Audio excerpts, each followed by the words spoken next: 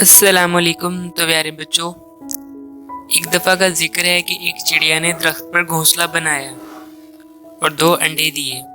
इस दरख्त के साथ ही गंदम काश की हुई थी। गंदम अभी नशोनुमा पा रही थी और चिड़िया के बच्चे अभी भी बहुत छोटे थे। चिड़िया इस वजह से बहुत ज़्यादा परेशान थी कि अगर गंदम पक गई तो वो कहाँ जाएंगे।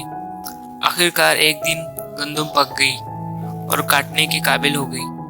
चिड़िया को अपनी जान की लाले पड़ गई कि अब वो कहाँ जाएगी, क्योंकि इसके बच्चे अभी भी बहुत छोटे थे। वो रोजाना दाना दुमका चुगने जाती और अपने बच्चों को ये नसीहत करके जाती कि अगर खेत का मालिक आए तो उसकी बातें सहना।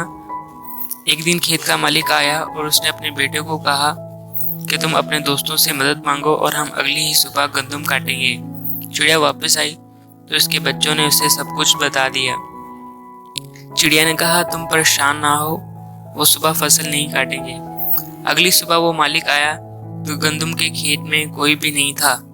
इसने अपने बच्चों को बुलाया और कहा कि तुम अपने चचाजाद भाइयों से मदद तलब करो।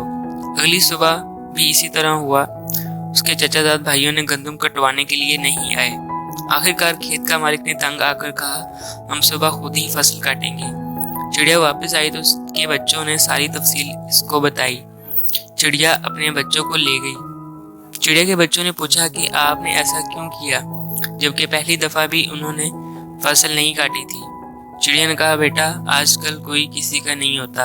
हमें अपने काम खुद करने चाहिए और खुद ही काम करने की आदत अपनानी चाहिए। तो प्यारे बच्चों, हमें भी दूसरों पर भरोसा करने की बजाय अपना काम खुद करना चाहिए। तो ये थी आज की स्टोरी। उम्मीद है आप लोगों को पसंद आई होगी। अल्लाह हाफिज़।